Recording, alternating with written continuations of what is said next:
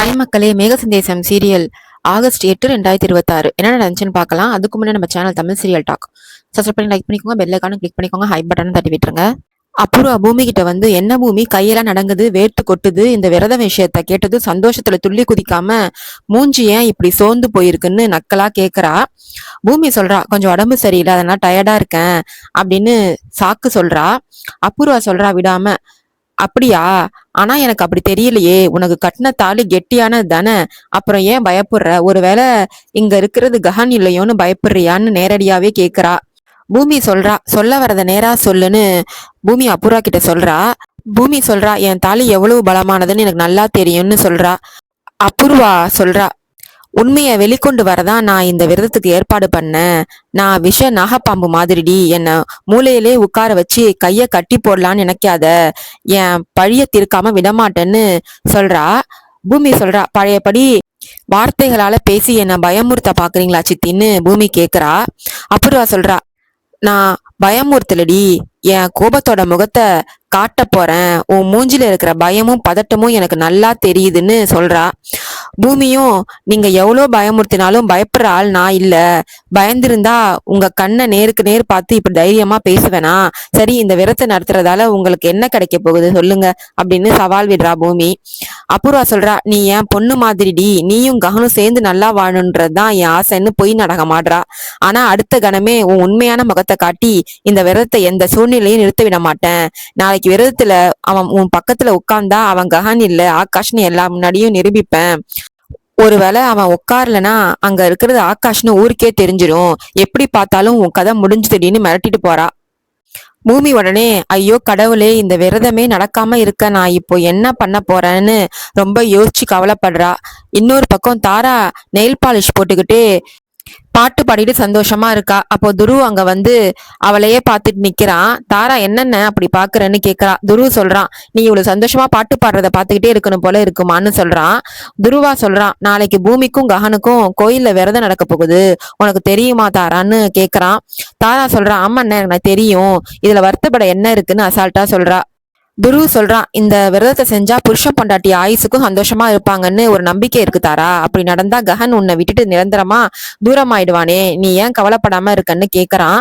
தாரா சொல்றா, ஐயோ அண்ணன், கஹன் இந்த பூஜையை ஒரு பெரிய விஷயமாவே பாக்கல, அவங்க அம்மாக்காக தான் சும்மா ஒரு ஈவெண்ட் மாதிரி நடத்துறாருன்னு சொல்றா. இந்த பூஜை முடிஞ்சதும் கஹன் என் கூட தான் இருப்பாராம், என்ன கல்யாணம் பண்ணிப்பேன்னு எனக்கு வாக்கும் கொடுத்துருக்காரு, அதனால நான் ஏன் பயப்படணும்னு தாரா சொல்றா. அது மட்டும் இல்லாம எனக்கு நீ எவ்வளவு முக்கியமோ அதே மாதிரி கஹனுக்கும் அவங்க அம்மா தான் வீக்னஸ், அதனால முதல்ல அவங்க அம்மாவை ஐஸ் வச்சு என் கூடக்குள்ள போட்டுட போறேன், அதுக்கப்புறம் அவங்கள வச்சே பூமியை விவாகரத்து பண்ண வச்சு என்னை கல்யாணம் பண்ணிக்க சொல்லுவேன் அப்படின்னு தாரா அவளோட பிளான் சொல்றா. துருவும் சொல்றான், அவங்கள கரெக்ட் பண்ண ஒரு நல்ல சமையல் செஞ்சு கொடுமா அப்படின்னு ஐடியா கொடுக்கறான். தாரா சொல்றா, நான் இது வரைக்கும் கிச்சன் பக்கமே போனதில்ல அண்ணன், அப்புறம் எப்படி சமைக்கிறதுன்னு கேக்குறா. துரு சொல்றான், கத்துக்கிட்டு ஏதாச்சும் செய்தாரா, அந்த சமையலை சாப்பிட்டு மயங்கி தாரா தான் என் மருமக, அவ தான் எனக்கு வேணும்னு அவங்களே உன் பின்னாடி சுத்தணும் அப்படின்னு சொல்றான். தாரா சொல்றா, சூப்பர் ஐடியா அண்ணன், உடனே ஏதாச்சும் பண்றேன்னு கிளம்புறா. அப்போ கிச்சன்ல சாரதா காய் நறுக்கிட்டு இருக்கும்போது தாரா பின்னாடி வந்து அவங்க வேர்வையை தொடச்சி விடுறா. சாரதா திரும்பி பார்க்காமலேயே, போதுமா பூமி, இந்த அத்தைக்கு ஒரு சொட்டு வேர்வை கூட சிந்த விடாம இப்படி சேவை பண்றியேன்னு சொல்றாங்க. அப்புறம் திரும்பி பார்த்தா அங்க தாரா நிக்கிறா. அம்மா தாரா, நீ என்ன இங்க பண்றன்னு சாரதா கேக்குறாங்க.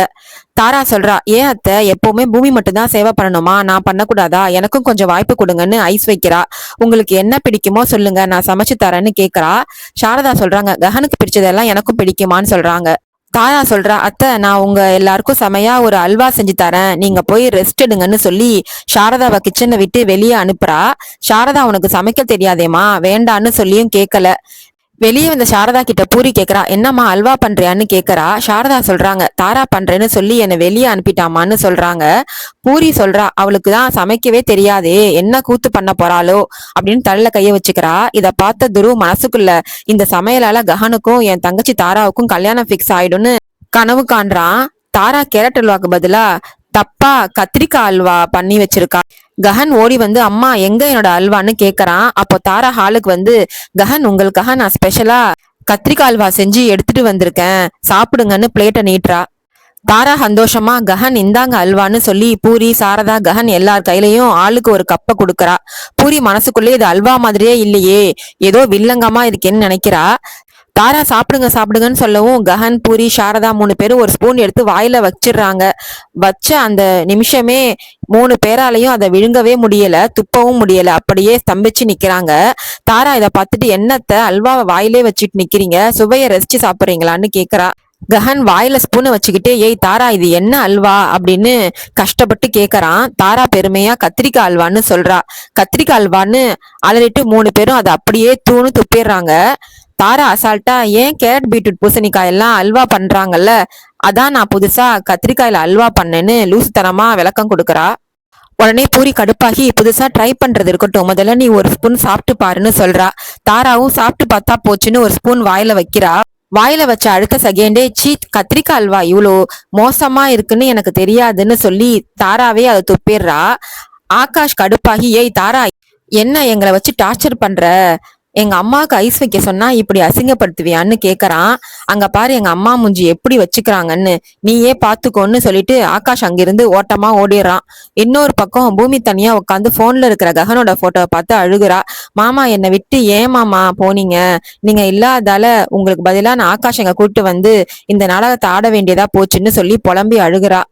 பூமி ககனோட போட்டோவை பார்த்து, உன் இடத்துல ஆகாஷ கூட்டிட்டு வந்து அத்தைய காப்பாத்தின, ஆனா இப்போ எல்லாரும் என்ன அவன் கூடவே சேர்ந்து விரதம் இருக்க சொல்லி கட்டாயப்படுத்துறாங்க. அவன் பக்கத்துல உட்காந்து நான் விரதம் இருந்தா அது எவ்வளவு பெரிய தப்புன்னு சொல்லி கண்ணீர் விடுறா. இந்த பிரச்சனையில இருந்து எப்படி தப்பிக்கிறதுனே தெரியல, இல்லைன்னா எனக்கு உண்மையிலேயே பைத்தியம் பிடிச்சிடும். ஒருவேளை நான் அவன் கூட விரதம் இருக்காம போனா அங்க இருக்கிறது ஆகாஷ்னு தெரிய வந்தா சூர்யா அவனை அரெஸ்ட் பண்ணிடுவான், பாவம் ஆகாஷ் அநியாயமா மாட்டிக்குவான் அப்படின்னு யோசிச்சு அழுகுறா. பூமி அழுதுட்டு இருக்கும் போதே ஆகாஷ் ஹாய் பூமின்னு துள்ளி குச்சிக்கிட்டு அங்க வரான். பூமி பக்கத்துல வந்து உட்காரான். பூமி உடனே ஏந்திரிச்சு நிக்கிறா. ஆகாஷ் சொல்றான், பூமி நான் இன்னைக்கு ட்ரைனிங்க்கு வரல, வைனிங்க்கு வந்திருக்கேன். உங்க அப்பா ரூம்ல புதுசு புதுசா ஃபாரின் பிராண்ட்லாம் சரக்கு வாங்கி வச்சிருக்காரு, கொஞ்சம் எடுத்துட்டு வாங்கன்னு கேக்குறான். எங்க அப்பா கிட்ட அதெல்லாம் இருக்குன்னு உங்களுக்கு எப்படி தெரியும்னு பூமி கேக்குறா. ஆகாஷ் சொல்றான், அவர் தான் பெரிய பிசினஸ் மேன் ஆச்சே, விதவிதமா சரக்கு வச்சிருப்பாரு அப்படின்னு எனக்கு நல்லா தெரியும். ப்ளீஸ் பூமி, எனக்கு அதெல்லாம் ட்ரை பண்ணி பார்க்கணும்னு ஆசையா இருக்கு, கொஞ்சம் எடுத்துட்டு வாங்கன்னு கெஞ்சுறான். பூமி சொல்றா, நீங்க கேப்பீங்கன்னு எனக்கு தெரியும், அதான் டேபிள் கீழே வச்சிருந்த 2 பாட்டிலை எடுத்து மேல வைக்கிறேன்னு சொல்லி 2 வாட்டர் பாட்டிலை எடுத்து வைக்கிறா. ஆகாஷ் பார்த்துட்டு, பூமி நான் கேட்டது சரக்கு, தண்ணி பாட்டில் இல்லைன்னு சொல்றான். பூமி சொல்றா, இது சாதாரண தண்ணி இல்லைன்னு ஏதோ சூசகமா சொல்றா. ஆகாஷ் சொல்றான், ஓ நீங்க எனக்கு மேல ஸ்பீடா இருக்கீங்களே, ஓகே பூமி தேங்க்யூ சோ மச்னு சொல்லிட்டு அந்த பாட்டில் எடுத்து குடிக்க ட்ரை பண்றான். அதோட இன்னைக்கான எபிசோட் முடியுது. நாளைக்கு என்ன நடக்க போகுதுன்னு ப்ரோமோ ரிவ்யூ என்ன காமிக்கிறாங்கன்னா, வாட்டர் பாட்டில் இருந்து அந்த சரக்க குடிச்ச மொத்த குடும்பமும் செம்ம போதையாகி டான்ஸ் ஆடிட்டு இருக்காங்க. ஆகாஷ் ஒரு பக்கத்துல, பூமி, அபூர்வா, நட்சத்திரா 3 பேரையும் கைய பிடிச்சு இழுத்து வெறித்தனமா ஆட்டம் போடுறான். கூடவே செர்ரி, மீராவும் சேர்ந்து குதிச்சு குதிச்சு ஆடுறாங்க. அப்போ கரெக்டா அங்க வர சரச்சந்திரா ஸ்டாப் இட் அப்படின்னு செமையா கத்துறாரு. அதை கேட்டு எல்லாரும் அமைதியா நிக்கிறாங்க. ஆனா போதையில இருக்கிற ஆகாஷ் இதையெல்லாம் கவனிக்காம தொடர்ந்து ஆடிக்கிட்டே இருக்கான். செர்ரி ஓடி வந்து, அண்ணன் அண்ணன் நிறுத்து, அங்க மாமா வந்துட்டாருன்னு தட்டி காட்டுறான். எல்லாரும் பயந்து போய் சரச்சந்திராவை பாக்குறாங்க. அவர் கடுப்பாகி, ஏய் கஹன் முதல்ல வீட்டை விட்டு வெளியே போடான்னு கத்துறாரு. அதை கேட்டு போதையில இருக்கிற ஆகாஷ், சில் மாமா சில் சில், அதுக்கு எப்படி கத்துறீங்க, நானும் உங்க பொண்ணும் சேர்ந்து சத்யநாராயண சாமி விரதம் பண்ண போறோம் அப்படின்னு அசால்ட்டா சொல்றான். சரச்சந்திரா சொல்றாரு, நான் விரதத்துக்கு சமைச்ச உடனே நீ எப்ப வேணாலும் வீட்டுக்கு வரலான்னு நினைச்சியா, நேரம் கெட்ட நேரத்துல வீட்டுக்குள்ள வந்து இப்படி ஆட்டம் போடுறியா அப்படின்னு நல்லா வெளுத்து வாங்குறாரு.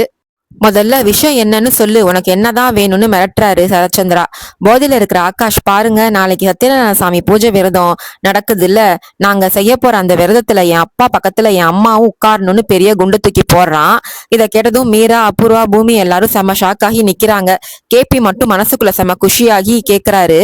சரச்சந்திரா இதை கேட்டு அப்படியே கடுப்பாகி நிக்கிறாரு. அதோட முடியுது. பாய் மக்களே.